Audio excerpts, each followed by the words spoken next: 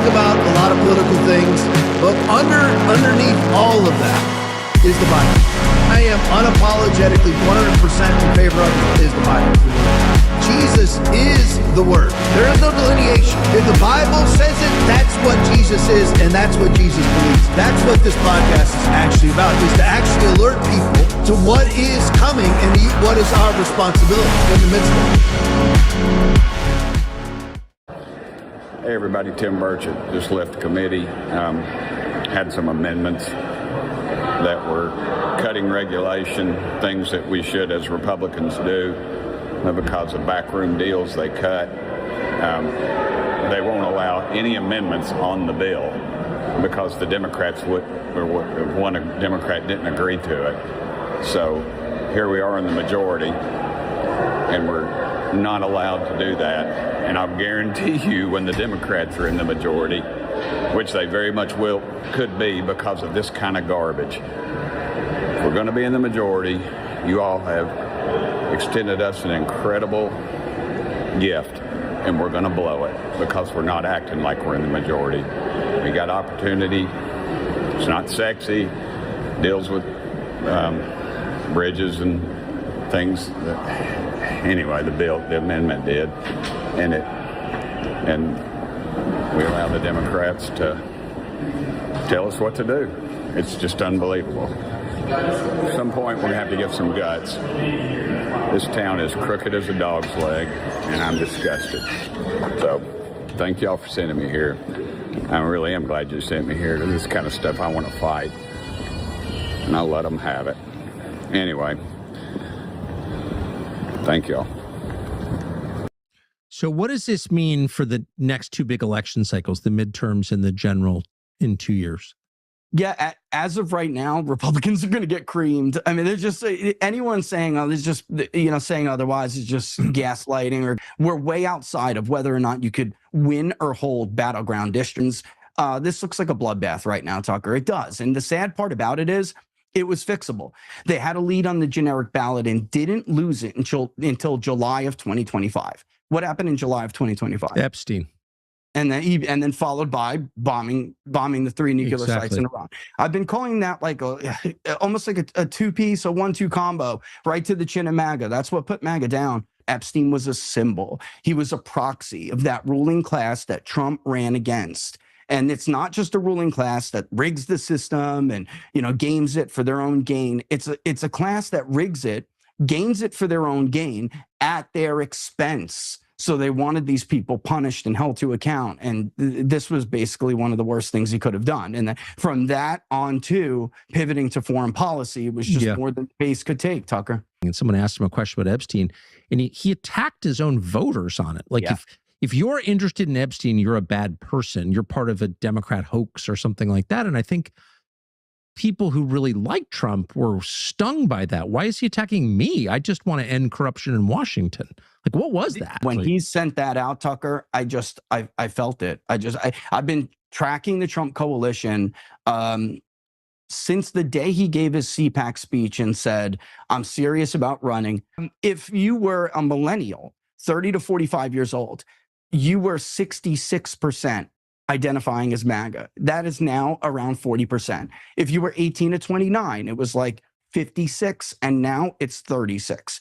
Oof. And the younger voters who really had so much riding on this thing, they're out.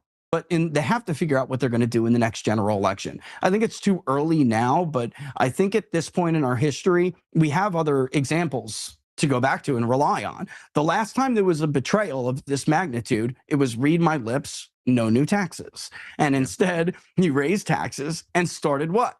A war, right? Yeah. And that led to the fracturing of his coalition, which put the Republican Party in the wilderness, in the dark ages, the political dark ages, for 8 years. They see Donald Trump in now, May of 2026, far differently than they saw him in November of 2024. Yeah. And that's tragic for the Republican Party and their aspirations. And he in 2024 made being a Republican cool again. And, he won so many more younger votes than Mitt Romney or a Mitt Romney-like candidate could ever win.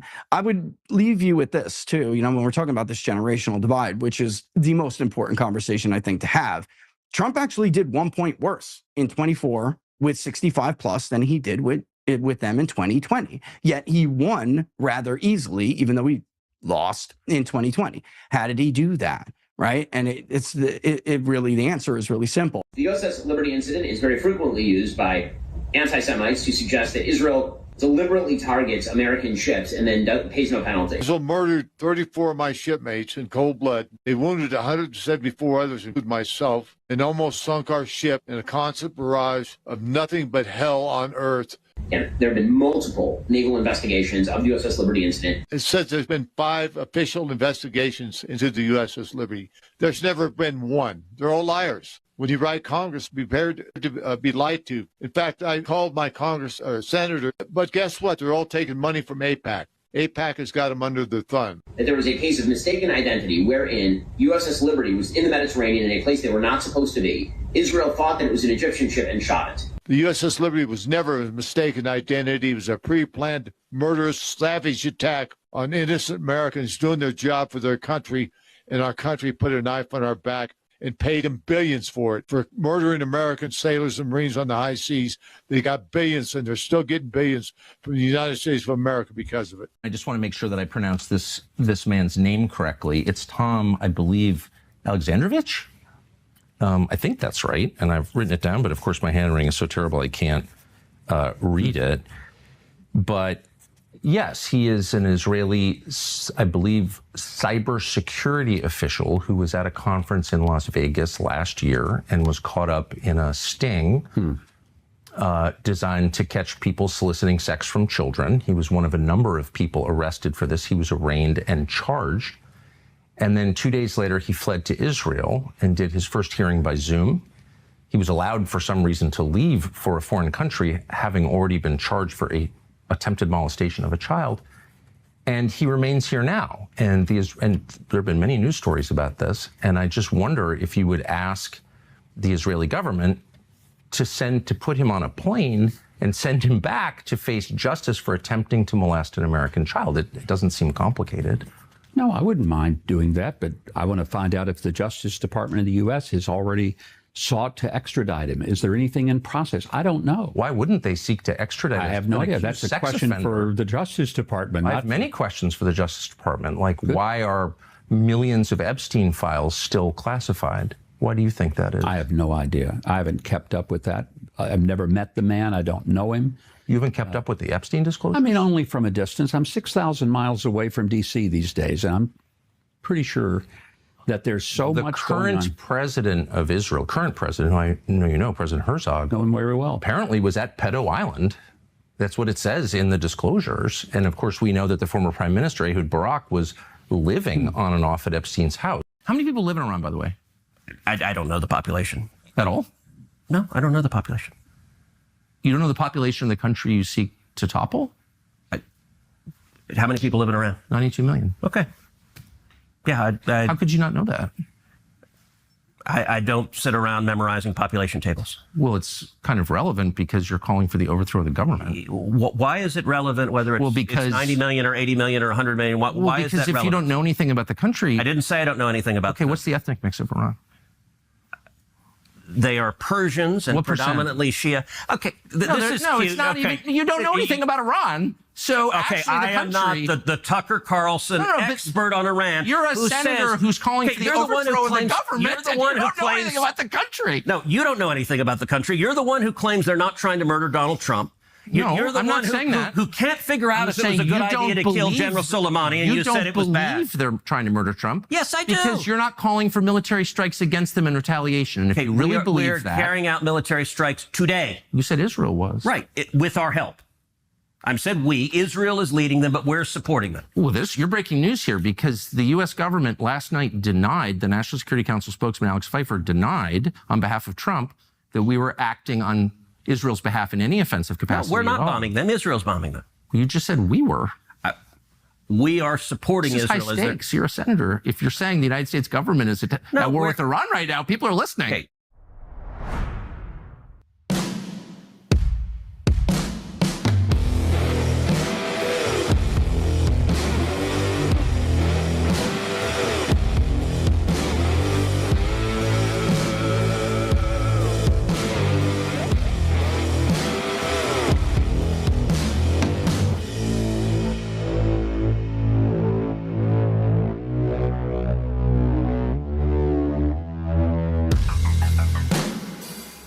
All right, Tuesday night, and we are live. Hope everybody's doing good. As always, be blessed in the mighty name of Jesus. Let me say it to everybody in the chat. Deb Palfitty is on. Peg McGroin is on. Release the Hog is on. Robin Aroni is on. Skunk71 is on. Patrina C is on. Bud Dave is on. USA Abbey Girl is on. King Slutsy McGroin is on. Let me see. George Bodwin is on. Ever Eden is on. Let me see. Mike Griffith is on. Auntie Mama is on. Let me see. Big Jim Go Blue is on. Arcadia Angel is on. Guitar Glenn is on. Scrolling down, trying to get to the bottom. Forager for Life is on. Agravane is on. Jules 21 Hours is on. Let me see. Steffa Toms is on. Conservative Waffle is on. Lisa Kinzer is on. Gloyd Shaw is on. Let me see. Scrolling down, trying to get to the bottom here. Clean Sanchez is on. Let me see. Just about got to the bottom. No, I haven't. All right. KJP Co is on. Swethy is on. Luann 5 is on. Let me see here. I think I've got to the bottom here. Let's see. My Broken Heart is on. Love you guys. Appreciate each and every one of you. All right, just a couple of things off of the pregame that I just can't resist from the Tucker interviews with Huckabee. I mean, one with Huckabee, one with Ted Cruz. Very, let's just say, zealous Israel supporters. Let's put it that way. So I'm just curious. I mean, Aaron, you can look this up when you have a moment. You don't have to do it right now. But I'm just curious. When it was spoken of, that we actually covered that story when he had the sex offender, the accused sex offender, Israeli citizen, committed the possible alleged molestation on a child, was somehow released from the country after committing, allegedly, a felony on a child, a felonious sexual molestation charge. Now, I want to ask you this. If that was you, would you ever be released? Absolutely not. But he was somehow released, and not only released out into the community, not released with an ankle bracelet on, but released out of the country to Israel. And he, to this day, is still there, to my knowledge, because I certainly haven't seen anything. Now, that interview with Mike Huckabee was quite a while ago. I'm just curious what Mike Huckabee said he would look into it. So I'm just curious, has that sex offender been extradited back to the United States? Because just so everybody knows, Israel never, ever extradites their sex offenders back to the United States after they've raped a child here, i.e. Jeffrey Epstein. Jeffrey Epstein, when he got a notice of his initial charges of trafficking basically in a 14-year-old for prostitution, he left and went to Israel also, and then negotiated his plea deal from Israel, knowing that he couldn't be extradited back to the United States. Weird how that works, isn't it? So I'm just curious what Huckabee has done to get the sex offender back into the United States territory. Aaron just found out, no, the United States Department of Justice, what a shock, huh? Yeah, shock. Has not filed federal charges or former extradition charges or a former extradition charge request in prominent recent case of Tom Alexandrovich. I hate those names. But anyway, so there you go. Nothing. Weird, isn't it? Weird. I mean, just imagine if that was you. But if you're an Israeli, I mean, you basically are just like somebody who entered the country illegally through the southern border. You get all sorts of special rights and privileges, $2,000, $3,000, $10,000, $15,000 a month, and you can do whatever you want. And you can commit heinous crimes, no problem whatsoever. But if you're an American and you actually commit a crime, you're done for life. Or if you don't pay your taxes correctly, you're in jail you're in prison for the next 30 years. But I digress.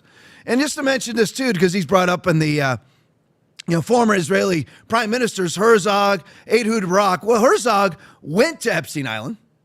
Ehud Barak always talked about his close relationship with Jeffrey Epstein, including living with him.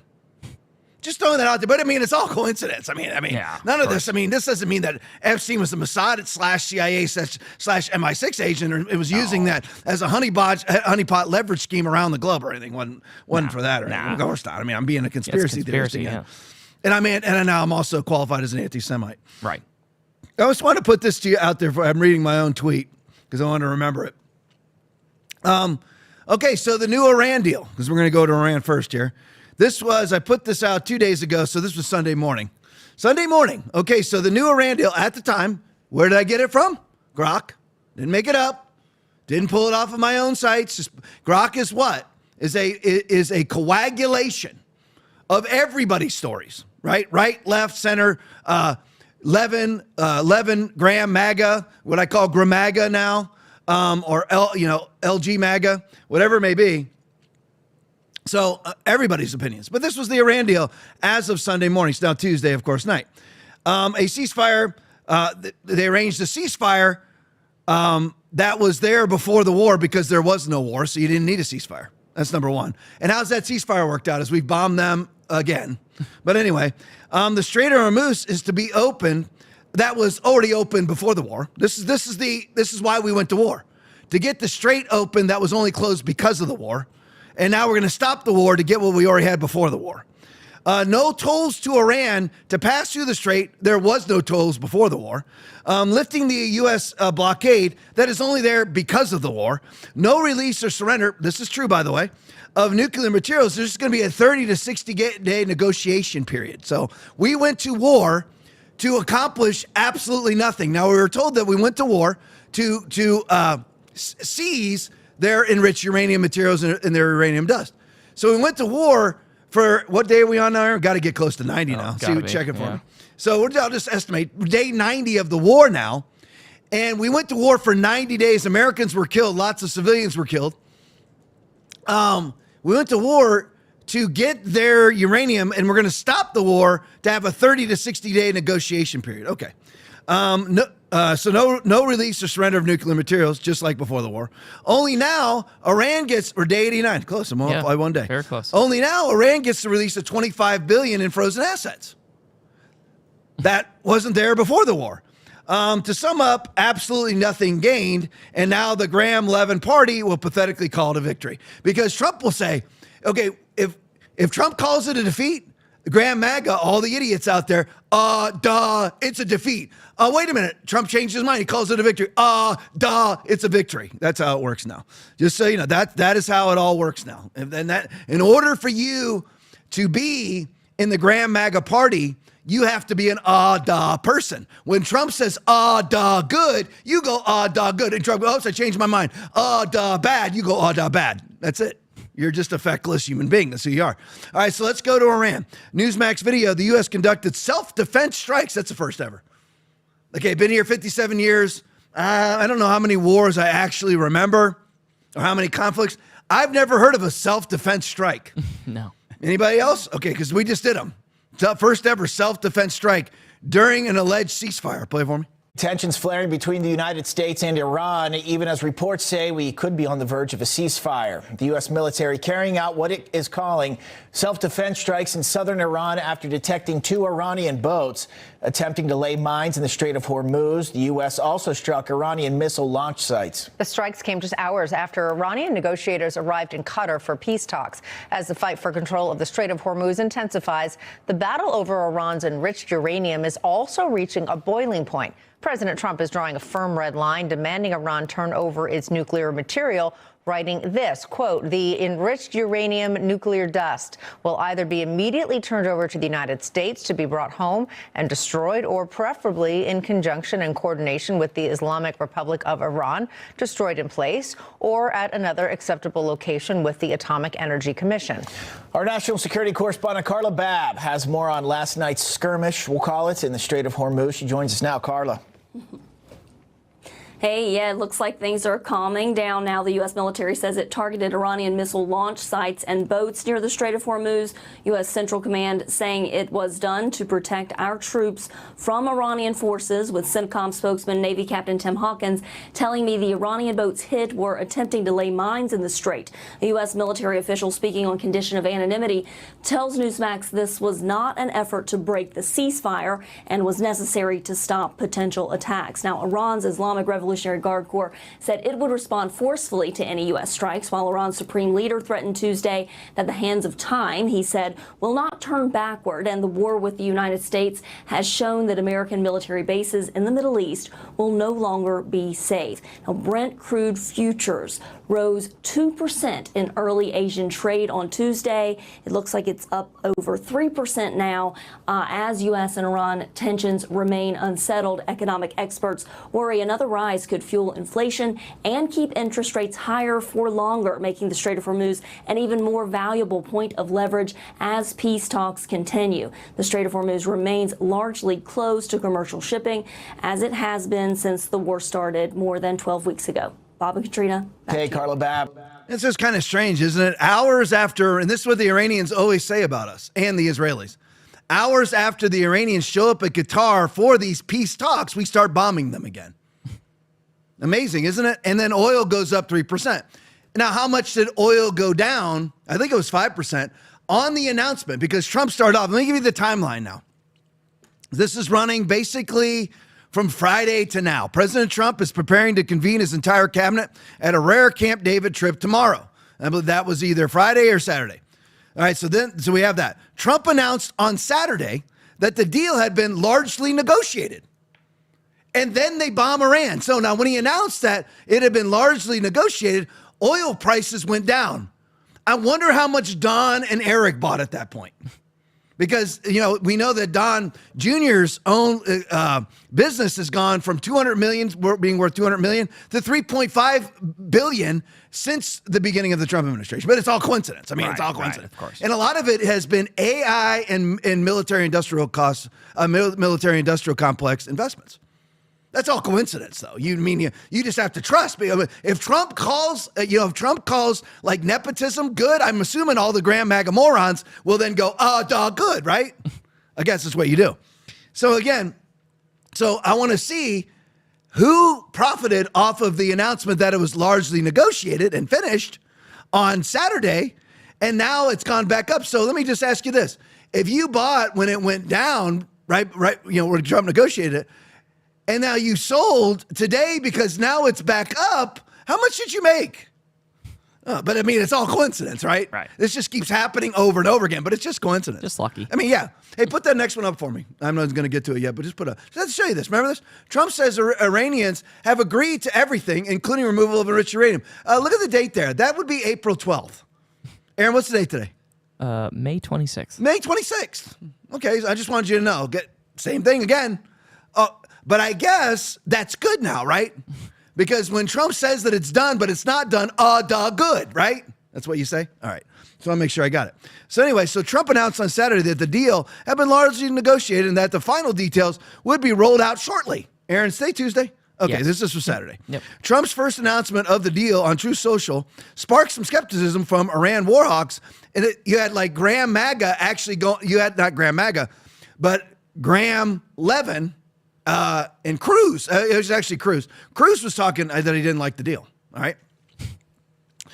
Sparked skepticism from Iran warhawks. Fat Ted Cruz, who needs a man bro. He needs a bra himself. He's never fought in a war and can't actually do one push-up. But anyway, as the president only specifically mentioned one facet of the deal, reported reopening the Strait of Hormuz.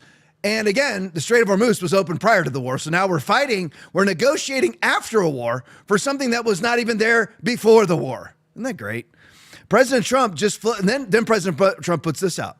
President Trump just floated Iran joining the Abraham Peace Accords, along with other countries as part of the deal. How's that working out? All right. So May 24th on Sunday, Trump, and this flows Sunday to Monday, Trump tempers expectations. We thought we had large. Leave that up for me, guys, side by side. Largely negotiated. Okay, he tempers expectations. The same thing he did here. There it is. Same thing over and over and over again. Here we are a month and a half later. Same thing. Day 89 of the war, of a 4-day war, according to Netanyahu. All right, so there you go. So May 24th, just 2 days ago, Trump tempers expectations. He posts that negotiations are proceeding in an orderly and constructive manner, but instructs negotiators not to rush. He emphasizes it must be a great and meaningful deal or no deal at all, with the possibility of returning to stronger action. Same thing happened here. Same thing happens every single time. All right, you can bring it back. Reports emerge of a potential memorandum of understanding. This was yesterday. For a 60-day ceasefire extension. How's that going? Reopening the strait. How's that going? Oil sales. How's that going? And further nuclear talks. Oh, here we go again. We're fighting the war to get their nuclear material, which we all know that's not the case. But we're fighting the war to get their nuclear material. But yet we're going to stop the war without getting the nuclear material. So how do you win the war? How is that a victory? Oh, duh. Trump says it is. Trump says that we go into the war to get the nuclear material, but we don't get the nuclear material. We're going to stop the war without the nuclear material. And now that's a good thing. So, duh, 11 grand MAGA goes, duh, yeah, good. It really is, whether it's Gunther Eagleman, whether it's Eric Doherty, whether it's Benny Johnson, Laura Loomer, duh, good, no matter what Trump says. If Trump was to call assassinating puppies good, Laura Loomer would come out, and Doherty would come out, and Benny Johnson would come out, duh, good now. And then Trump goes, wait a minute, I changed my mind. Assassinating puppies, bad. Duh, bad now. That's what they all do. It's just pathetic. It really is. It's a pathetic thing. I always wondered how the mark of the beast would actually take place, because there would be a lot of conservatives that you think would rebel against it. Not talking about Christians necessarily, although most Christians will end up with a mark on their forehead and on their right hand on their forehead too, because they all closed down for COVID, dutifully took their vaccinations and bent over and put masks on and everything else. But anyway, so reopening the strait, oil sales, further nuclear, Iran potentially giving up highly enriched, potentially uranium stockpile in exchange for sanctions relief. Iran acknowledges progress, but says no deal is imminent, although Trump says largely negotiated. Mario Nawfal puts out, Israel crossed its own. So while we got this all going on, what does Israel do? Launches in there. I'm trying to remember. Something Darkness is the name of their assault on Lebanon. Forever Darkness or something like that. But anyway, so Israel, while this is going on, this is between Friday and today, Israel crosses its own red line in Lebanon. Netanyahu, we are deepening the operation in Lebanon and capturing controlling territories. We are fortifying the security strip. The U.S. told Iran to hold off. Go to the next one for me, would you please? Just side by side. Thank you, guys. Israel will not be bombing Lebanon any longer. They are prohibited from doing so by the USA. Enough is enough. Okay, that was 2 months ago. How's that going? Again, is this good? Is this what you do? Operation Eternal Darkness. Thank you. That's a lovely name, isn't it? Yeah. You're bombing a largely Christian country, by the way, Lebanon. That's the highest Christian population of any country in the Middle East. It's Operation Eternal Darkness. See if you can remember that, Aaron. Put that in your brain. Yep. So anyway, in case I forget it. So, I mean, but I thought so what does Trump's words mean? Now, I just was curious how Benny Johnson would correlate this. I mean, I'm wondering how he would work this out. So when Trump says that Israel is prohibited from bombing Lebanon, I know Benny Johnson comes out bent over the butt with his butt cheeks spread. Good, right? But now that they are bombing them again and Trump is okay with them bombing Lebanon again, is that good too? I mean, just imagine what it is to be a paid political whore like Benny Johnson, like Gunther Eagleman, like these people. It's amazing. Just because Trump is right on one thing doesn't mean he's right on every last thing, folks. I mean, that's the thing. And when you come out against him here, doesn't it mean you're against him when he closed the border? I mean, you're just against. I had somebody say that to me. You're just a communist. You're voting for commies. I'm like, dude, I voted for Trump 3 times. I'm voting down ballot Republican. I've always voted down ballot Republican. I'm voting down ballot Republican in the upcoming races. But I'm a voting because, again, you speak out one thing against Trump, that means you're against everything he's ever done. That's such a simple-minded, retarded viewpoint. Yeah. It's just pathetic. It really is. I mean, these people are more disgusting to me than a Democrat. Because at least a Democrat knows, okay, that they're a leftist, that they are what they are. These people honestly believe that they're right and being an 11 gram MAGA moron. Trump says good, da good. Trump says bad, da bad. I mean, it's just pathetic. So Netanyahu, as all these peace negotiations are going on, I guess he's violating Trump's prohibition again. Although, how did that one work out? Because right when Trump was typing that, Israel resumed their bombing of Lebanon. But anyway, we are deepening the operation in Lebanon and capturing, I read that. The U.S. told Israel to hold off on Beirut strikes to protect Iran's stocks, and I'm sure Israel complied, right? Netanyahu appears to have other priorities, as always. Israel has pushed north on its own line in Lebanon. Netanyahu and Defense Minister Katz have ordered IDF forces to expand operations beyond the self-described yellow line. In southern Lebanon, targeted assassinations across the country have also been approved, no exceptions, including Beirut, where Trump banned them from going. Trump's really in control, isn't he? The scale of destruction by Israel in Lebanon is staggering. Israeli assessments put roughly 70% of homes in frontline border villages are destroyed. So all of them were habitated by Hezbollah? All 70% of the homes were actually lived in by Hezbollah? Around 10,000 out of the 15,000 structures, all classified as Hezbollah infrastructure, private homes. Okay. How would you know? Okay. The timing is telling. A key driver behind the escalation, all Mario Nafal here, is Israel's concern that a U.S.-Iran deal could extend to Lebanon and lock Israel out of operating freely beyond that line. In other words, Israel is moving now before any agreement has a chance to stop it. So here we go to May 25th and 26th, Monday and Tuesday. Mixed signals continue. Trump reiterates talks are moving forward. I thought they were done. Talks moving forward, but warns of resuming conflict if no agreement. U.S. forces conduct strikes during the talks on Iranian targets just as the Iranians arrive in Qatar for peace negotiations. Described as self-defense, even as negotiations proceed. That's where it's pretty much left off right now. All right, you can bring it back to me, guys. Oh, I just have to show you. Go to the next one for me. Here's Laura Loomer. She posted this. I'm the only one Trump truly trusts. We talk on the phone almost every day. She's a lunatic. Yeah. Just putting that, an absolute pro-Israel, blind, moronic lunatic who claims to be a Jew, but could that be, I know the blasphemy of those who say they are Jews but are not, but are a synagogue of Satan, Revelation chapter 2, verse 9. But anyway, so that just shows you that's the current state of the war in Iran. All right, so let me show you this one. Richard Barrett's video. This video is viral. This wasn't even close. So this is Victoria Nuland and Mike Pompeo being schooled in public. Play it for me. This is what human decency demands. You don't let a radical regime close off the global economy by firing Shahed missiles into nations that did nothing. Right? They're firing into civilians in the United Arab Emirates, even just this week. That's just not something that the world can accept. And so this monster is worthy of the hunt. You do know, Mike, that we started the war. No, absolutely not. Absolutely not. Oh, no.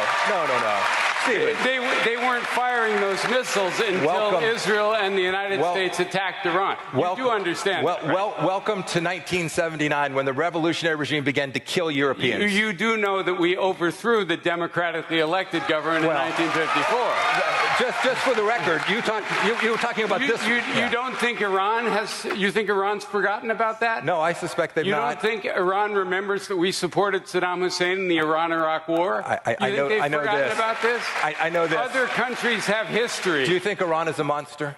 No. Okay. Okay. I don't think there's. I'm glad I don't live there. I think many countries do many bad things, including my own, and I wouldn't call the United States a monster. But do also remember that we wouldn't have had October 7th if we hadn't had Iranian support for Hamas. I agree. We wouldn't have had October 7th if we'd gotten peace in the Middle East, and that's a much longer story. It is, and every single U.S. president has tried and will continue to. Not very hard. But it is very important to emphasize there's no evidence that Iran even knew about October 7th, much less Oh my goodness. Right? I'm sure it is lovely to live where you live and believe there's that. There's no evidence in the public record of that. Now, this should blow apart. This video alone should blow apart the Graham MAGA party, GRAMAGA. It should blow it apart. Now, when I say MAGA, I'm talking about the MAGA as it is now. But MAGA back in the day was no new wars. Remember all that? This should blow it all apart now. Okay, because there you have on the stage Trump's former Secretary of State, I believe, Mike Pompeo, or was he CIA? Aaron, pull it up for me. Secretary of State. It was Secretary of State. Okay. So we have Trump's former Secretary of State, in partnership with Victoria Nuland, who tried to have Trump impeached for the Ukrainian hoax, on the stage together. And now Gramaga agrees with Victoria Nuland and Mike Pompeo. And Mike Pompeo said that Trump should not run for president again. But now Gramaga agrees with them. And this is a couple things. I'll go back to front. So Victoria Nuland talking about October 7th, 2023. Okay, now Netanyahu has accused the army of standing down himself in public. And she's still going to blame Iran for that? And there hasn't been any proof. Again, Hamas is evil. The people who allowed Hamas to paraglide into Israel, which is Israeli and the Israeli military, which took 12 hours to respond to something that was 1 hour away. That's a stand down, folks. So the people who flew in and raped and murdered are criminals, and the people who allowed them on purpose to come in are criminals. So you have Hamas criminals and you have Israeli criminals. That's the truth of the world.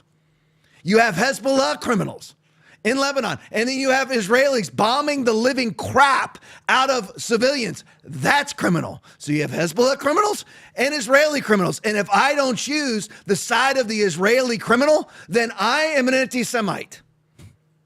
And if I don't choose the side of Hezbollah, then I'm Islamophobic.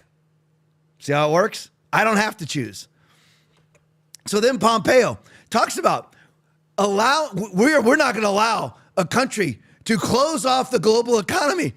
You caused it, the economy to be closed off, the global economy to be closed off. It wasn't closed off in the Strait until the war began, you stupid idiot. These are either they are incredibly stupid, simple-minded people, or they are speaking to people who are incredibly stupid or simple-minded people that believe them. Pompeo just comes out and says, we're not going to allow Iran to close off the global economy. They weren't closing off the global economy until you started bombing them.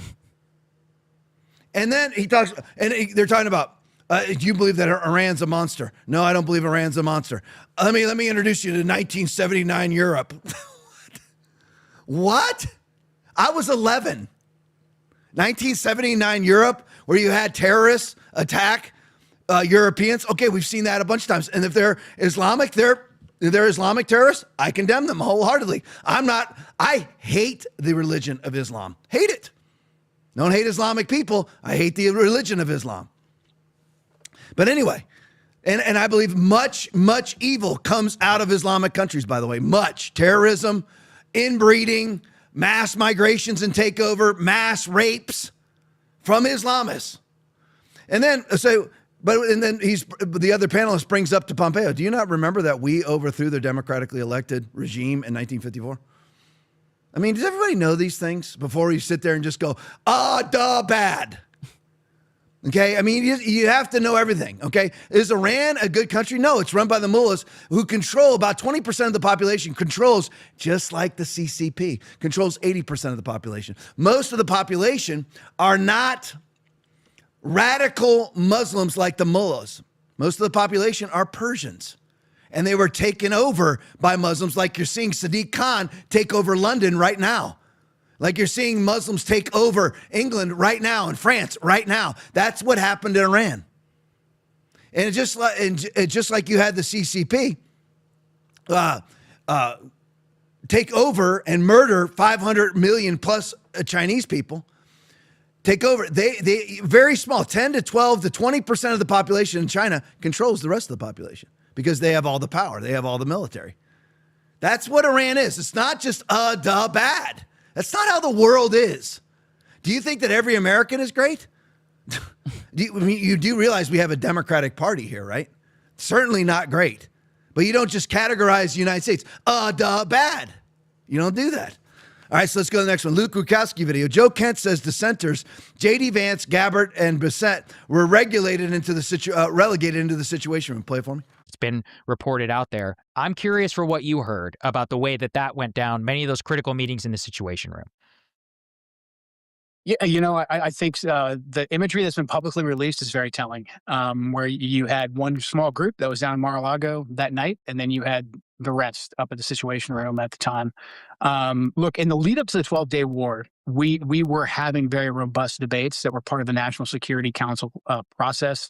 The principal small group, we'd have the deputies committee meetings, we'd have very robust debates with all 18 intelligence agencies, with the Joint Chiefs staff, et cetera. And that played out over the course of about a month in the lead up to the 12-day war.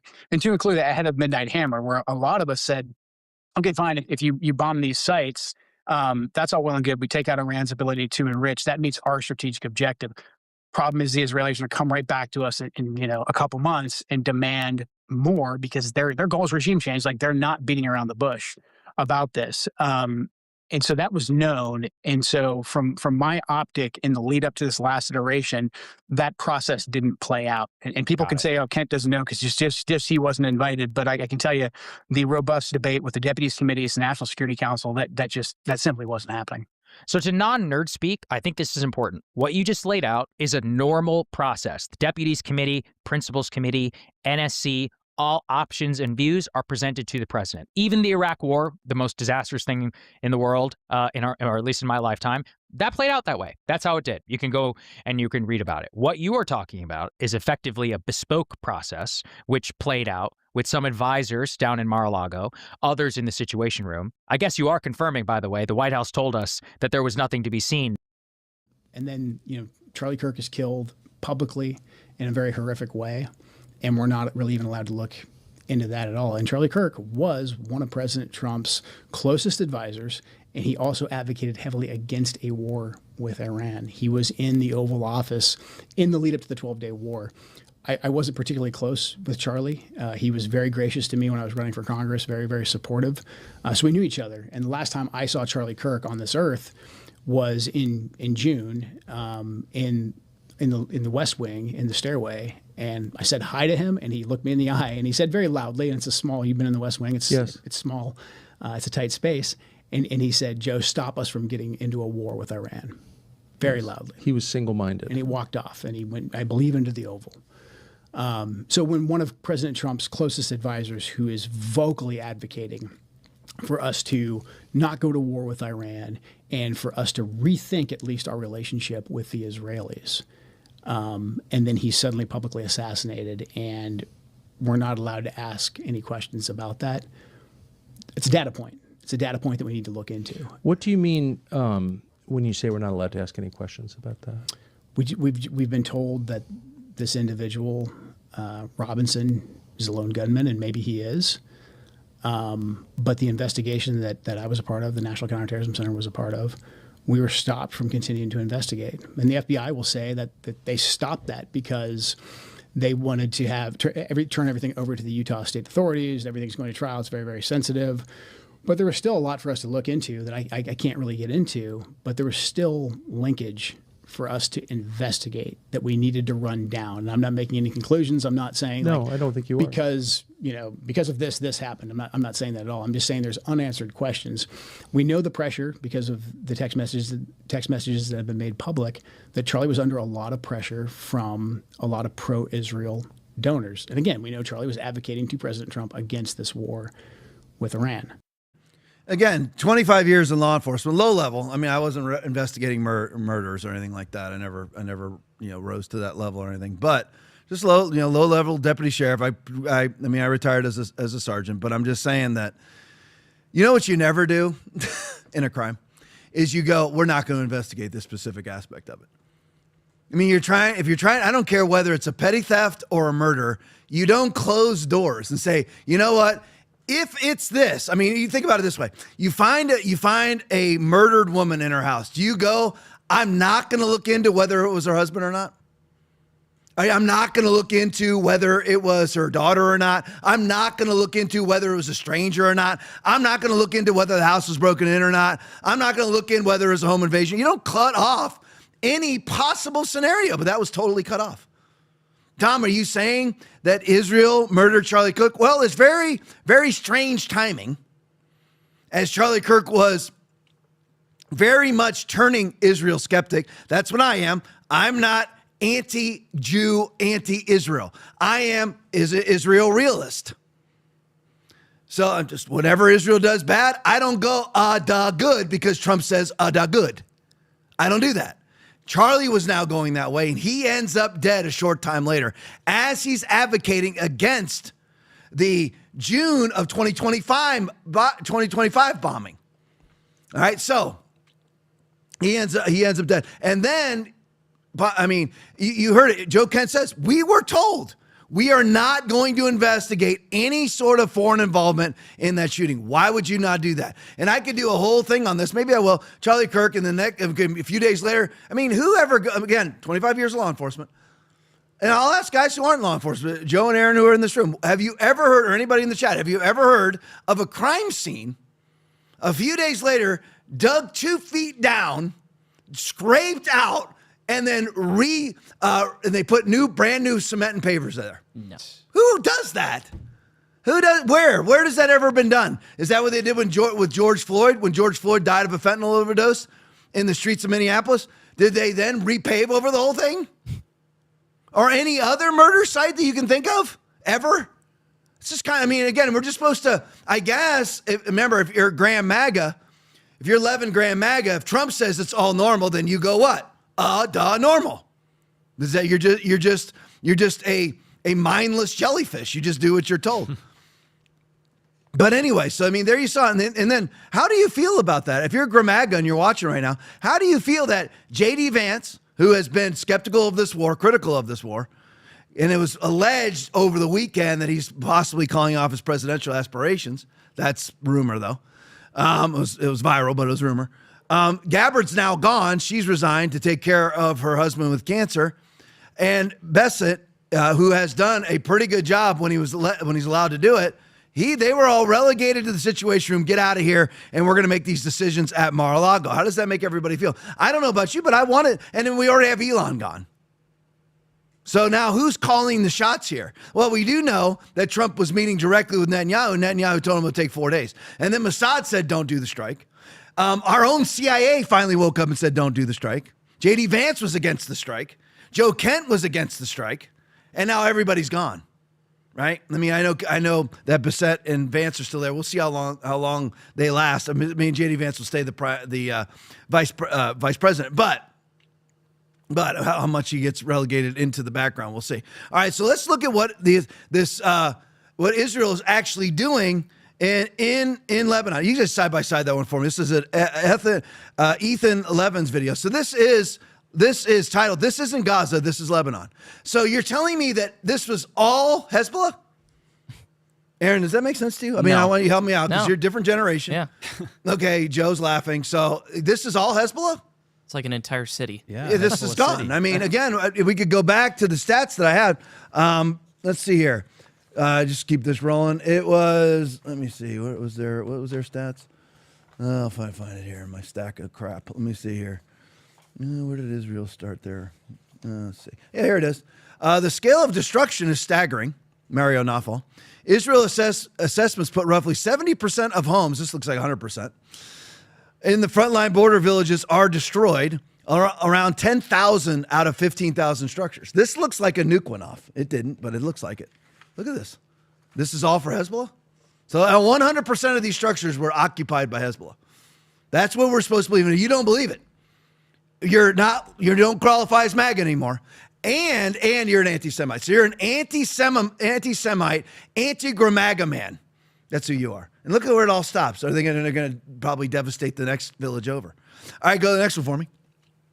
This is the Sarah video. Here's just some foot. You side by side, guys. Thank you. I'm sorry. I'm not doing a very good job. There you go. That looks like a militarized area, doesn't it? That looks like, no. This is all residential, folks. Yeah. Okay. Rewind it back to the beginning. Hit it again. So, does that look like a military target to you? Oh, Hezbollah is hiding in the houses. How do you know? How do you know? And then that village will end up looking like the one that we just showed you. All right, go to the next one for me. This one you guys can put and just play it. Red Pillbot. Here's what happened to a journalist who was covering. Look at the area around, side by side first, guys, real quick.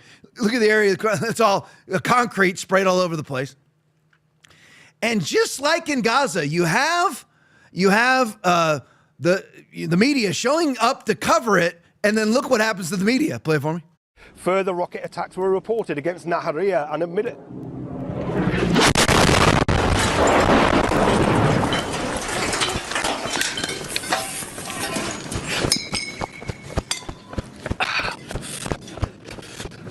Fucking hell. And Joe, you were right. It was 30 feet away, if that. So it was way closer than I thought it was. So anyway, no, it's strange. I know it's all coincidence. I mean, I get it. That just happened to happen. You know, there's media trying to cover the complete decimation of Lebanese villages, and who knows who lives there. And then lo and behold, he gets targeted. Weird. I mean, I know it's all coincidence. I get it. And if I don't believe it's coincidence, I don't agree with Trump. Therefore, you know what? I am fake MAGA. Well, I am now fake Gramaga. That's true. I certainly don't believe in Gramaga. Levin Graham MAGA. All right, so let's go to this one. So here is our U.S. ambassador to Israel, who's really, as Alex Jones says, Israel's ambassador to the United States.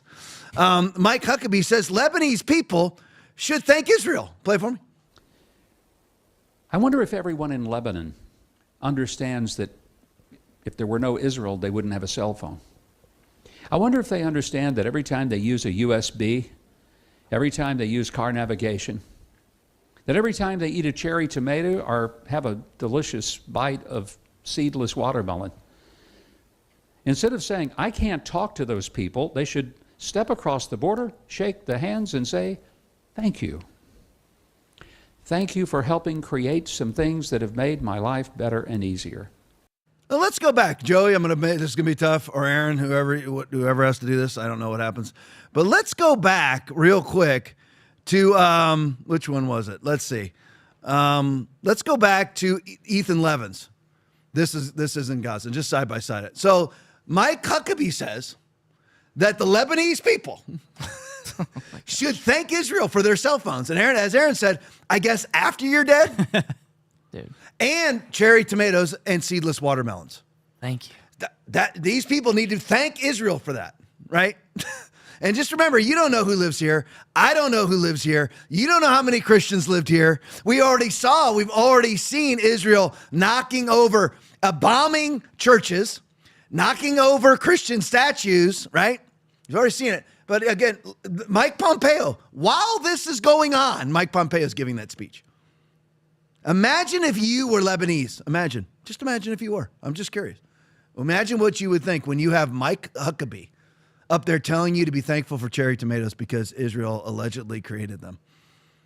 And this is what's happened to where you live. All right, let's go to more Huckabee. Let's go to the TCN video. Breaking, U.S. Ambassador Mike Huckabee says Israel should just take over the entire Middle East. Play for me. You've appealed to Genesis. Genesis 15 says it's Abram, it's pre-Abraham, it's Abram, receives from God the news that his descendants will inherit the land. And you tell me as the theologian if I'm getting this wrong, but from the Euphrates to the Nile. I think that's right. And that would include basically the entire Middle East. That would be the Levant, so that would be Israel, Jordan, Syria, Lebanon. It would also be big parts of Saudi Arabia and Iraq. It would be, I'm not sure it would go that far. It would be a big piece of land, but here's the point. It would be a lot of places that are now countries. But this particular area that we're talking about now, Israel, is a land that God gave through Abraham to a people that he chose. It was a people, a place, and a purpose. We can look at it that way. Christian Zionism, I want to go back because that's where we started. I'm not going to let you off on this because you have said it 3 times that God gave this land to this people. And so it is entirely fair for me with respect to ask, what land are you talking about? Because I just read Genesis 15, as I have many times. Mm-hmm. And that land, I think it says, from the Nile to the Euphrates, which is, once again, basically the entire Middle East. So God gave that land to his people, the Jews, or he didn't. You're saying he did. What does that mean? Does Israel have the right to that land because you're appealing to Genesis. Yeah. You're saying that's the original deed. It would be fine if they took it all. So there you go. Now, let's look at this now. Now, what happened with Israel and the Promised Land? Shall we, I mean, again, Aaron and Joe, anybody in the chat, you can correct me if I'm wrong, but you better know your Bible, okay? Now, what did God do with the Israelis and the Promised Land? Aaron, what did he do? At the end of the Old Testament, what did he do? You got me? No, I don't. I'm no, sorry. you know. You don't know? He removed them from their land. He allowed them to be conquered. Yeah. All right, so now God abandoned them, but we are supposed to override God and then give them the land that God removed them from because of their disobedience. Right? That's what we're supposed to do. I mean, again, if you're a Christian and you support a Christian ministry and that ministry says we are no longer Christian, would you support them? Absolutely not. But Israel, who turned their back on God, so God removed this edge of protection from them and dispersed them around the globe, allowed them to be conquered. But since Mike Huckabee says that there's that, or anybody else, and a lot of pro-Israel pastors and preachers, they're all going to now override what God did to Israel, override God and give Israel back the land that God took from them because of their disobedience. Read the Bible. They lost it because they rejected God. They rejected the Torah, the Old Testament. Then they rejected Jesus himself. But now Mike Huckabee is going to override God and give them back the promised land that God took from them because of their disobedience.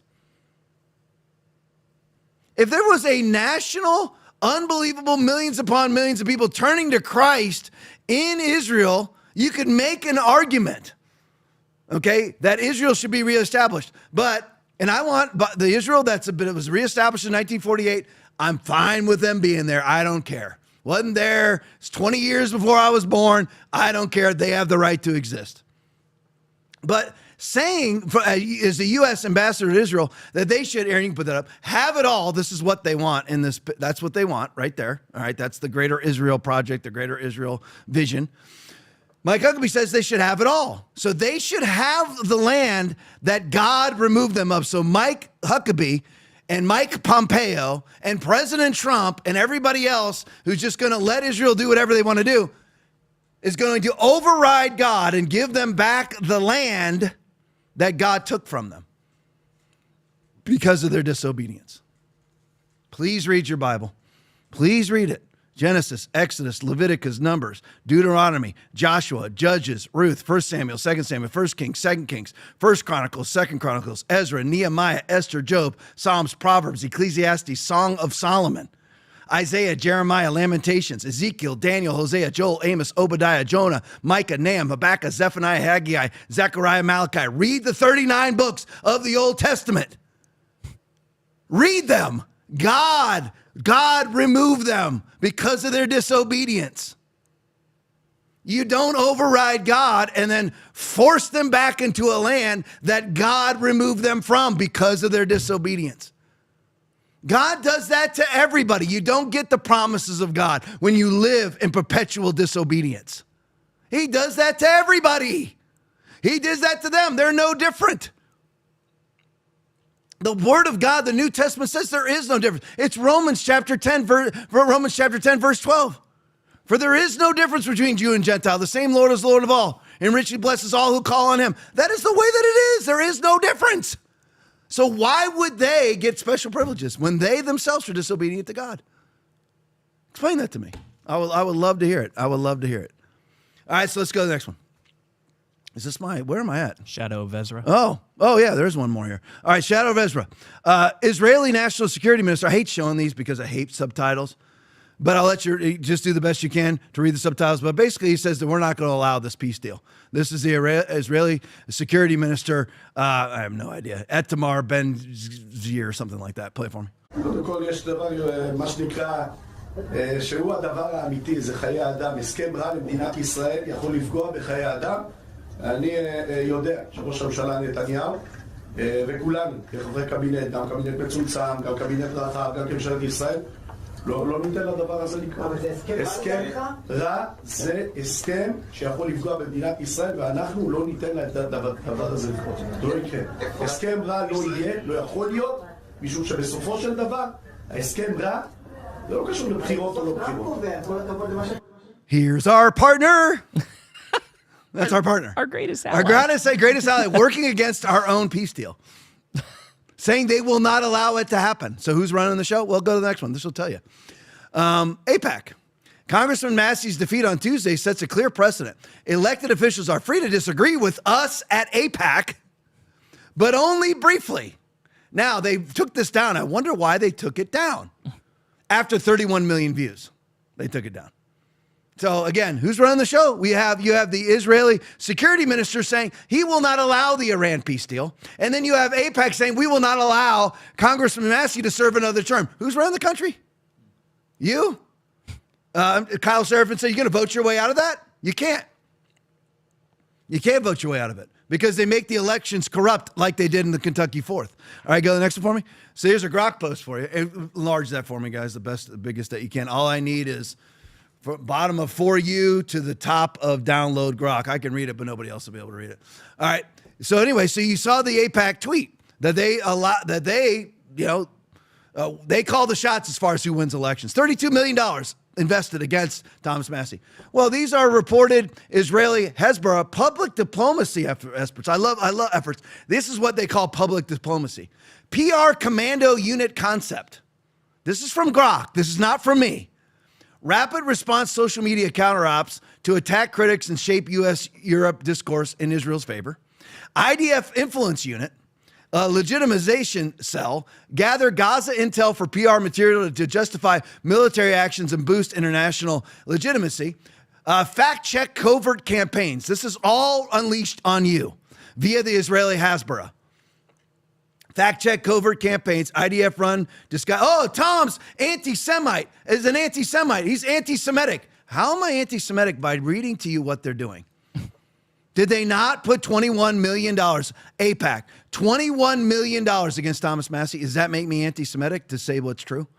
Have I therefore become your enemy because I tell you the truth? Galatians 4:16. All right, so there you go. To spread official narratives. That sounds great in the United States. It's all been unleashed inside of the United States. I would love the AC Act IL for Israel app assigning missions to mobilize supporters for coordinated likes, comments, shares, and flagging to counter BDS criticism online. Project 545, $145 million project from Foreign Ministry, 2025 program for digital content, influencer networks. Now we know why Benny Johnson is what he is. Algorithm, AI influence, chat GPT, Gen Z outreach to favor Israel narratives. Have I become your enemy because I tell you the truth? Now again, see, I don't care if this is Israel or Russia. I don't care if it's Israel or England. Nobody should be allowed to have Hezbollah operations inside of the United States of America. Nobody should. You mean you want to talk about espionage? How is this not espionage? How is AIPAC not espionage? And at the very least, how are they not registered under FARA? All right, now I'm going to do. None of this is really conspiracy theory, but I'm going to do 3 conspiracy things before we go. All right, it's 10:02. I hope I get to all 3. All right, Red Pill Bot video. Did you know JFK was about to force AIPAC to register as a foreign agent in 1963? What else happened in 1963? Oh, he got shot in the head. Play it for me.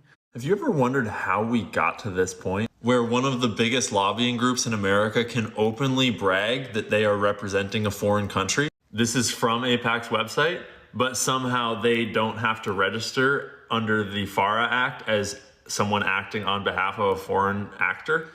They literally brag about how many millions they spent and about how 98% of their buying of our politicians was successful this election cycle. Did you know that they were actually this close to having to register as a foreign agent before a certain thing happened? Here, I'll show you, and I'll show you where you can find all these primary sources too. So if you go to this URL right here, israellobby.org/AZCDOJ, It's a history of when AIPAC almost had to register as a foreign agent. And back then, they were known as the American Zionist Council. Right there, the American Zionist Council. Well, it turns out that President John F. Kennedy was about to force them to register under FARA. And this is a history of all of the original documents that pertain to the legal case. And when you click on any of these links, it'll take you to original archived sources of the actual documents from the actual testimonies that you can read. Even cool little snippets like this that say federal lawyers are near a decision on whether to require the AZC to register as an agent of the Israeli government. And back in June and July of 1963, the federal government was nearing a decision requiring the American Zionist Council registering as an agent of the Israeli government. Americans of whatever faith believe firmly that America is their country and America alone. The Zionist lawyer, Mr. Lenvin, advised that public registration would be injurious to the American Zionist Council. You might notice that the Honorable Donald Rumsfeld was involved. And as 1963 went on, it all heated up. And by October of 1963, they were saying things like forms are enclosed for the use of the American Zionist Council in registering under the Foreign Agents Registration Act. But then what happened in November of 1963?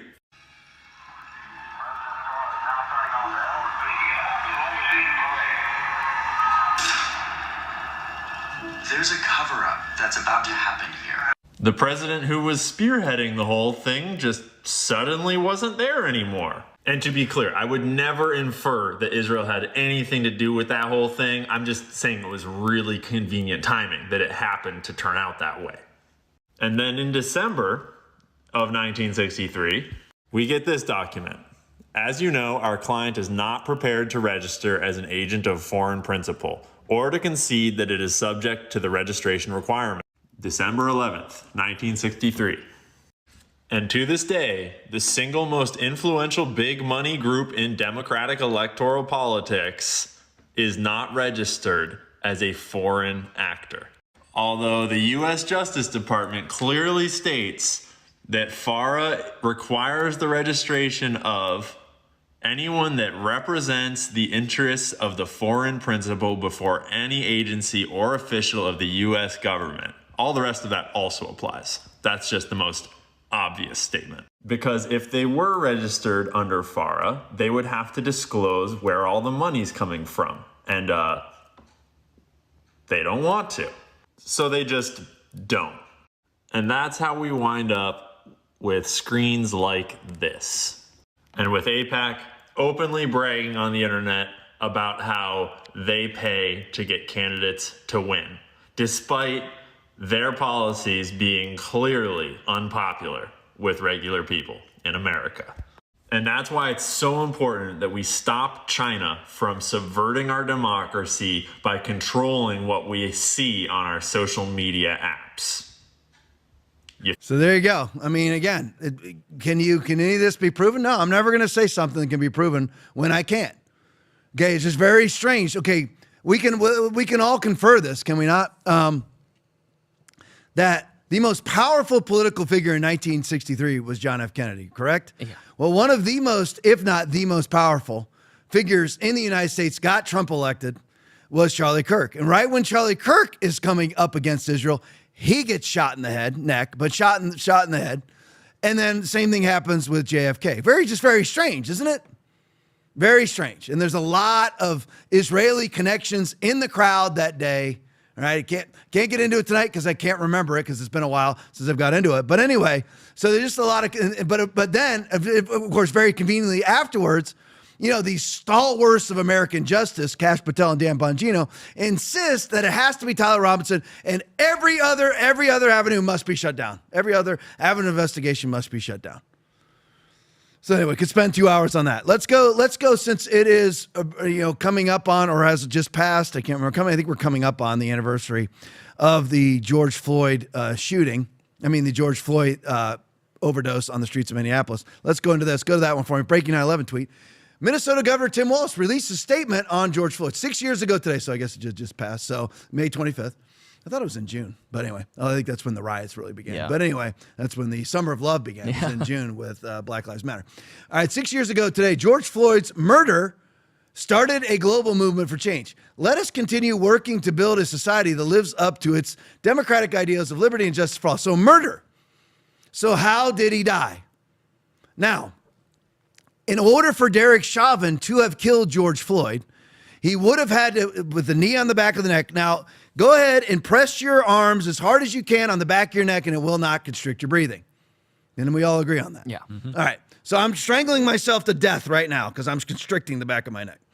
My breathing hasn't changed. My heart rate hasn't changed. Nothing.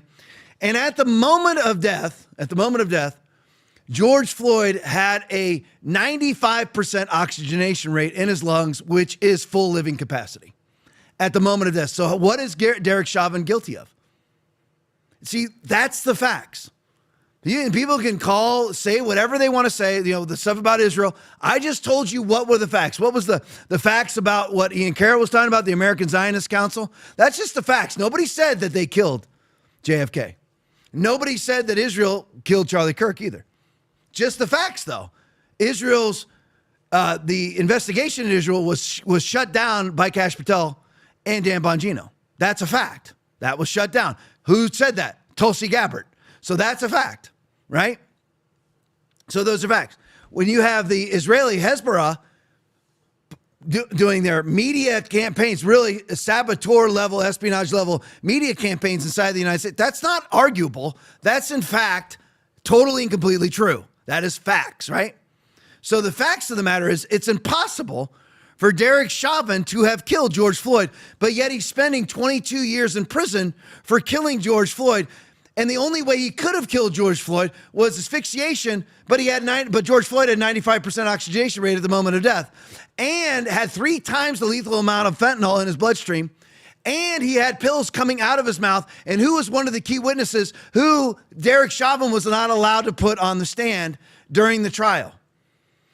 George Floyd's drug dealer, who was sitting there watching the entire time because he had just sold the drugs, the fentanyl, to George Floyd. And when George Floyd was about to be arrested for counterfeiting, he put all the fentanyl in his mouth at once and was chewing it up. And witnesses say that pill pieces were coming out of his mouth. Saying he had 3 times the lethal amount of fentanyl in his bloodstream and had a tumor on his heart.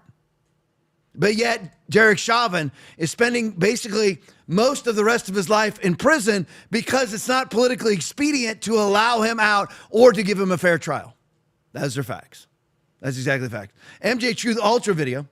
Why did they wait so long to release this footage of George Floyd's arrest? Play it for me.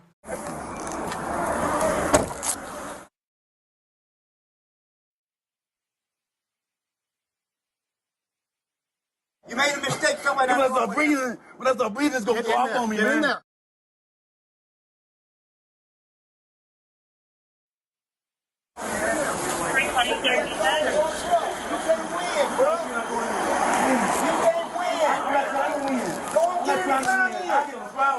Don't get in the car. He know it. He know it, superstar. Y'all hear me? Don't do me like that, man. In the car. Okay, can I talk to you, please? You get in this car. We can talk. I am claustrophobic. I'm claustrophobic, you're not working with me. God, I'm claustrophobic, man. You ain't reading or whatever you read. In the car. Get me in the front.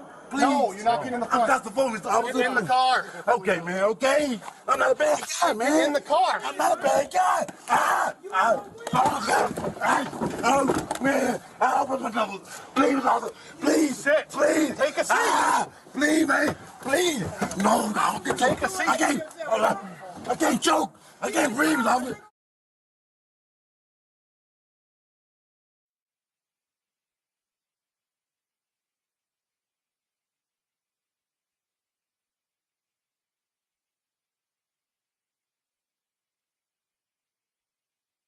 Please! Fine. My wrist, man. Please. I can't take that, man. I can't. I'm gonna lay on the ground.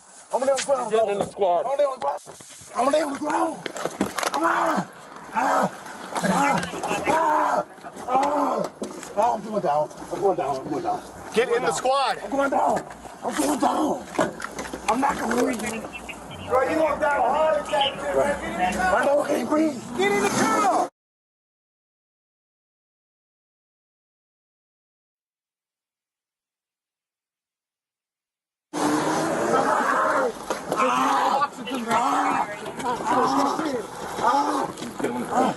I drank COVID, man. I can't breathe.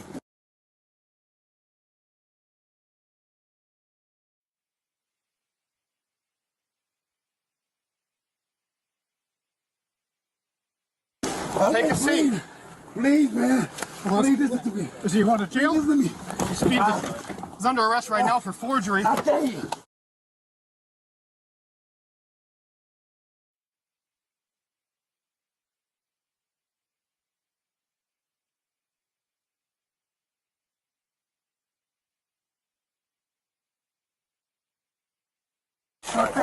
What's going on? For what? Let's take him out. For what?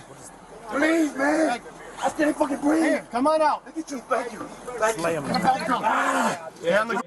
All right, so how many times did they say he couldn't breathe? At least 3 times, and he requests to actually be put on the ground. So again, this was released a long time ago now at this point, but it was not released until who knows how long after the incident actually occurred. So anyway, just had to put that out there. I'm not going to go back into if I end up talking about Derek Chauvin anymore, it'll just be go on for another 30 minutes. Got to show you this one. Fed up video. I'll never forget this. Here's Rob O'Neill, the guy who took out bin Laden, breaking down the Kirk shooting. Play it for me. Rob, you know what you're talking about. That's why we had you on. You know about ballistics. You shot bin Laden. What bothers you the most about this investigation? Thanks for having me, Rob, and good to see you, General Holt. You too. A lot of things bother me. It bothers me about this. Nothing in particular, and it's not like I'm out there saying big lie or conspiracy or someone did it. I'm just saying I've been in a lot of shootings. I've killed more than a handful of people, and this thing looked shady off the bat. I mean, I've killed people closer than I saw the camera, and I've never seen a shirt move like that. That looks like an explosion to me. Just the fact that no one started doing first aid to Charlie Kirk, they were more concerned about getting SIM cards out of cameras, removing cameras, and then getting him off the X somehow. There didn't seem a lot of concern for his life. It seemed like just clean it up. And then, I mean, I've been told they paved it over a couple days later. And then you get Erica Kirk behind all the razzle-dazzle, and she's really quick to forgive the alleged shooter, which technically says that was him because I forgive him, but that you can't forgive Candace Owens for having an opinion or asking questions. And they mock people by saying, oh, I'm just asking questions. Yeah, I'm a SEAL Team 6 sniper. I'm asking a lot of questions. No one wants to answer them. And you're able to ask these questions because you've been there. General, same to you. So this rifle, this 30-06, it's a powerful rifle. What do you make of this narrative that the bullet might have hit Charlie's spine, which would explain why the damage wasn't what you would typically see with a rifle like that from that range?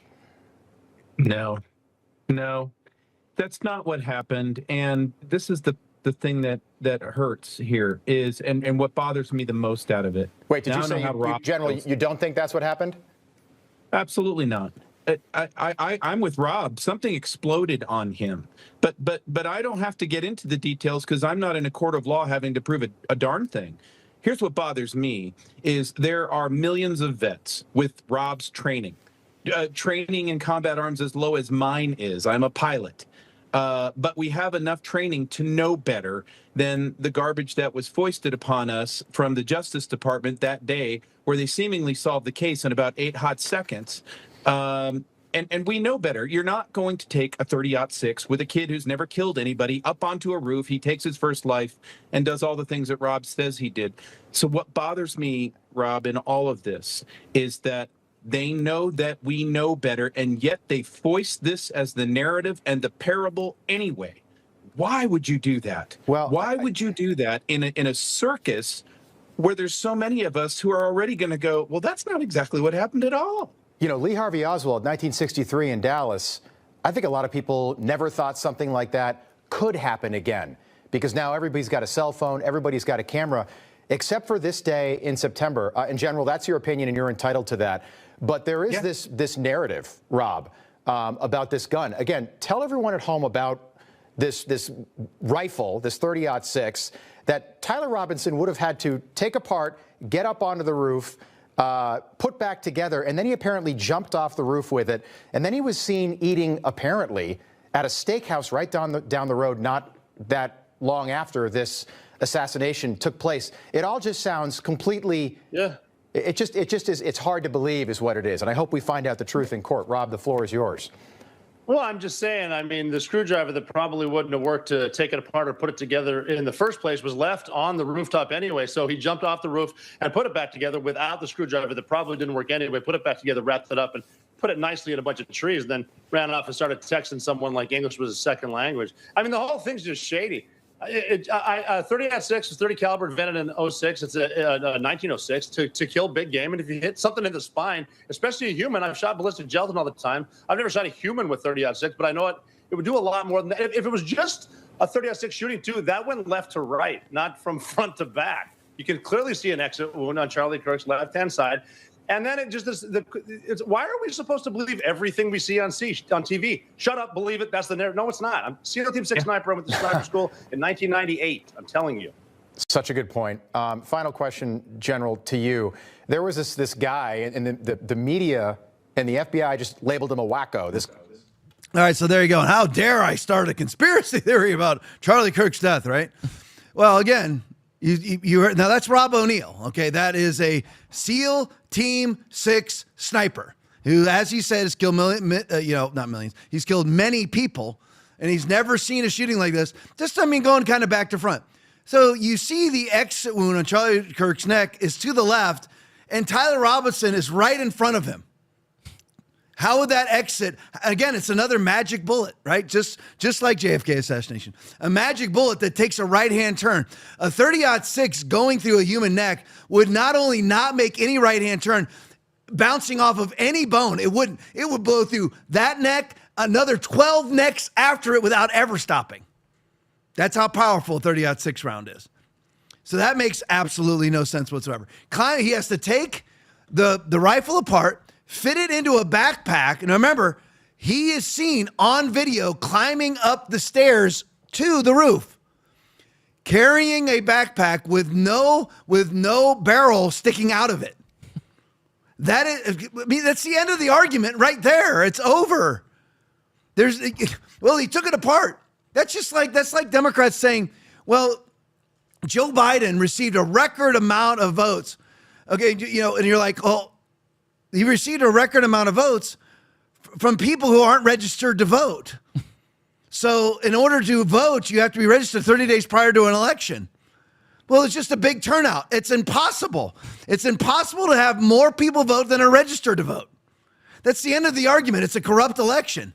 Oh, but Democrats will just say, well, it was a big turnout. Well, Republicans are now saying, it has to be right? Because Trump's saying it. Because Kash Patel is saying what Trump wants him to say. What Kash Patel says is right because, you have to agree. Otherwise, you're not MAGA. No, I'm not MAGA. No, I'm what Alex Jones said. I'm like 776. I'm America first.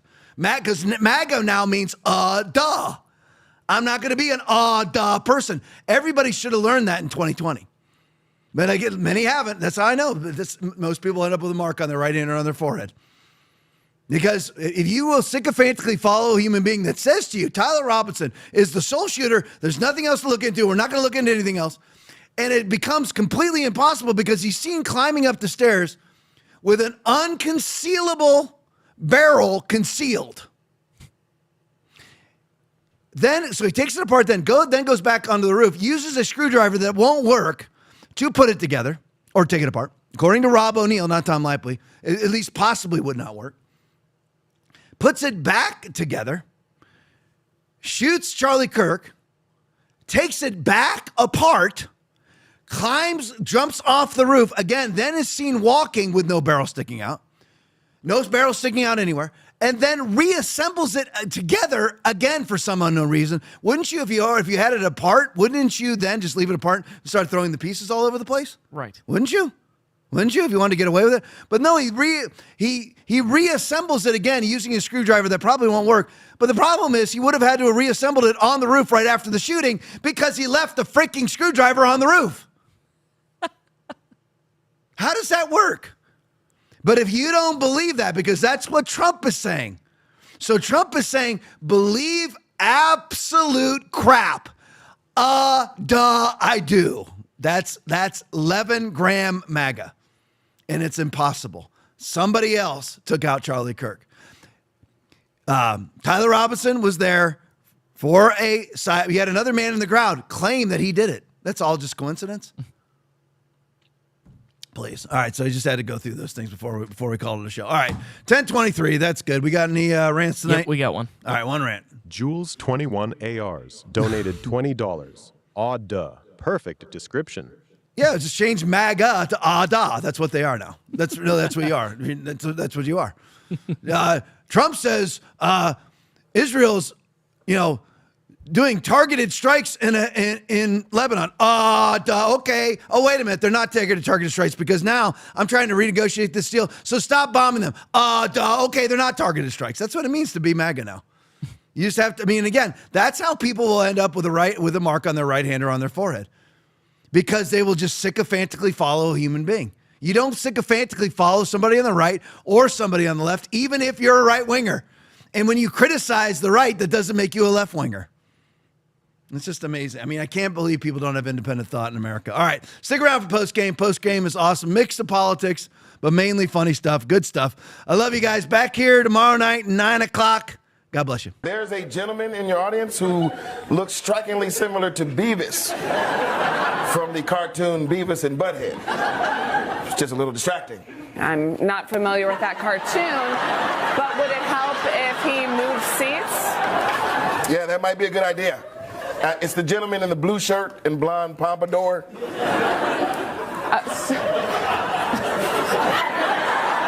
Sir, do you mind moving?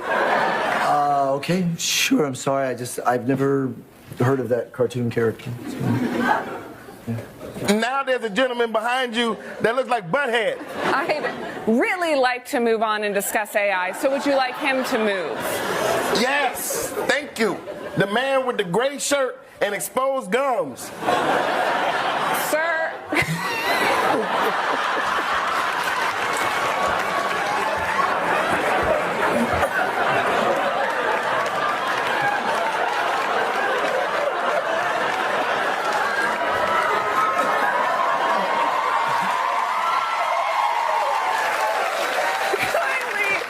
Kindly move seats.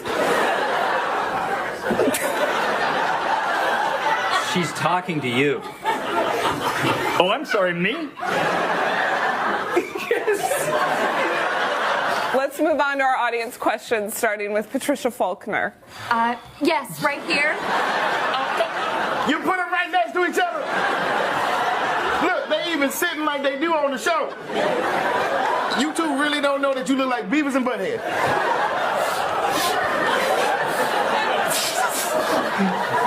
I've heard rumblings that I look like someone from TV, but it's just, maybe it's this Beavis person, I don't know. Miss Faulkner, go ahead. Yes, Professor. I'm a speech therapist and I use AI software every day. Yeah, whatever. How long y'all been friends? Officer Fanone, how are you today? Oh, I'm great. What happened in there? What are you talking about? That confrontation. Jack Smith testified about how he had proof beyond reasonable doubt that Donald Trump incited, orchestrated, and funded the insurrection at the Capitol on January 6, 2021. It seemed like there was a fight in there? No, there was no fight. Is it true, Officer Fanone, that you turned off your own body camera on January 6th? No. I saw your body cam. You turned it off yourself. You were playing dead. I saw your body cam footage. You're a fucking What am I? right-wing conspiracy theorist. I saw you turn off your body cam footage, sir, but thank you for disrespecting me. Psychopath. The honey badger was just blindsided by a cobra. The venom hit its system instantly. The excruciating pain sent it into a frenzied roll on the ground, its body twitching uncontrollably. It's in big trouble. And by it, I mean the cobra is in big trouble. While cobra venom is considered a top-tier lethal weapon, striking the central nervous system and paralyzing the respiratory muscles, to a honey badger's anti-venom-enriched blood, it's nothing more than a cheap sedative. For anyone else, the chance of survival is practically zero. But for this guy, After a few minutes of being passed out, it suddenly bolts awake, eyes wide open, feeling as refreshed as if it just downed 10 cans of energy drink. And with its notoriously defiant attitude, the first thing on its agenda after resurrection is revenge. The cobra hadn't even managed to escape before the honey badger caught its scent. The badger charged straight at the snake. Using its agile body, it circled relentlessly, making the cobra's strike snap at nothing but thin air. Cobras aren't built for long-distance marathons. It was clearly gassed out, its reflexes plummeting in just a matter of minutes. Sensing the opening, the honey badger lunged, clamped its jaws onto the snake's head, and finished the job in a single crunch. The deadliest snake on the planet has officially just become the honey badger's lunch. My uncle, John Kennedy, he realized early on that the purpose of the CIA and the intelligence apparatus was to create a constant pipeline of new wars. Eisenhower, who was the outgoing president, gave what is probably the most important speech in American history, which was, where he warned against the military-industrial complex. I was at my uncle's inauguration. I was in Washington that day, a 6-year-old boy. And 2 months later, the military and intelligence came to him and said, we got to invade Cuba. And he was like, I'm not going to Cuba, and I'm not going to let the military. And they said, well, we got all these Cubans trained, and they're going to go attack Castro. And he said, well, the U.S. government can't be doing that. I don't like what Castro's doing down there, but it's not the United States' job to dictate what kind of governments other countries have. And they said, well, as soon as they land, there's going to be a big revolution. Everybody's going to rise up and they're going to overthrow Castro. And he said, well, you can't use the U.S. military. And they ended up bringing those guys over. And in the middle of it, the night, they came to him and said, they're getting wiped out on the beach and you need to send in the military and invade. And he said, we're not going to do it. He stepped out of that meeting and he realized they had been lying to him and trying to trick him. And he said, I want to take the CIA and shatter it into 1,000 pieces and scatter it to the winds. For the next 1,000 days of his presidency, he was at war with his military and intelligence apparatus. They tried to get him to go into Laos. He said no. They tried to get him to go into Vietnam. They said that we need 250,000 combat troops. He refused. Everybody around him wanted him to go into Vietnam. He sent 16,000 military advisors. They weren't allowed to fight. Many of them did. They both violated the rules of engagement. In October of 1963, he heard some of his Green Berets had been killed over there. And he said, I want a total casualty list from Vietnam. And his aide came to him and said, 75 Americans have died. And he said, that's too many. And he signed that day a national security order ordering all troops out of Vietnam, U.S. troops. And then a month later, he was killed. It's the greatest con in history. By the way, it's the greatest con in history. I mean, truly. To run as an America first, and you're going to take care of America, and then turn around and go, all of these things, daycare, Medicare, Medicaid, we have nothing to do with that. We're fighting wars. They want to draft your kids to die in wars, and they will never fight themselves. Our president will start a war with Iran because he has absolutely no ability to negotiate. He's weak and he's ineffective. Isn't it pathetic? We do not want war with Iran. We actually want peace. If I'm elected president, we are going to drain the swamp in Washington, D.C. My plan will cut energy prices in half or more than that. That means we're going down and getting gasoline below $2 a gallon. Our country, starting on day one, we will end inflation and make America affordable again. Yes, we will make housing much more affordable as inflation is tamed. A vote for Trump means your groceries will be cheaper. A vote for Donald Trump is a vote for a man who wants to end wars, not start them. Nations do not want to fight endless wars. We're getting out of the endless wars. We have to do it. No new wars. We don't need the wars. Foreign lands, countries you've never heard of, countries that don't even want us there. We will keep America out of foolish, stupid, ridiculous foreign wars. The plan is to get out of endless wars, to bring our soldiers back home, to not be policing agents all over the world. We were crazy what we did. We had these endless wars that go on for 21, 22 years, spending billions and billions of dollars. You know, we'll stay around the country for 15 years, just bomb the hell out of everybody, make everybody miserable. Nobody knows why we're there, you know, the wars that never end. These endless wars that we've been in, I've gotten us out of so many. We don't want to get into wars. We're tired of fighting. I'm the only president in the last 84 years that didn't start a war. Under Trump, we will have no more wars. No more wars. No more wars. We will have prosperity and peace. We will have prosperity and we will have peace. Remember, I'm the president of peace. They said, he will start a war. I'm not going to start a war. I'm going to stop wars. He's going to start a war. I said, no, no, no. My rhetoric is going to keep us out of wars, and that's what happened. My proudest legacy will be that of a peacemaker. That's what I want to be, a peacemaker. We will measure our success not only by the battles we win, but also by the wars that we end, and perhaps most importantly, the wars we never get into. 2 wars, Venezuela, where we lost nobody, and here we lost 13 people. And I say this, I will end that war in one day. It'll take 24 hours. I know Zelensky well. I know Putin well. What I think you should do, if you're going to do it, then you have to go into Epstein's friend. Still talking about Jeffrey Epstein? This guy's been talked about for years. Favors were sold for cash. This is the greatest con in history. I am the candidate of peace. I am peace. This podcast is all about. We talk about a lot of political things, but underneath all of that is the Bible. I am unapologetically 100% in favor of is the Bible. Jesus is the Word. There is no delineation. If the Bible says it, that's what Jesus is, and that's what Jesus believes. That's what this podcast is actually about, is to actually alert people to what is coming and what is our responsibility in the midst of it.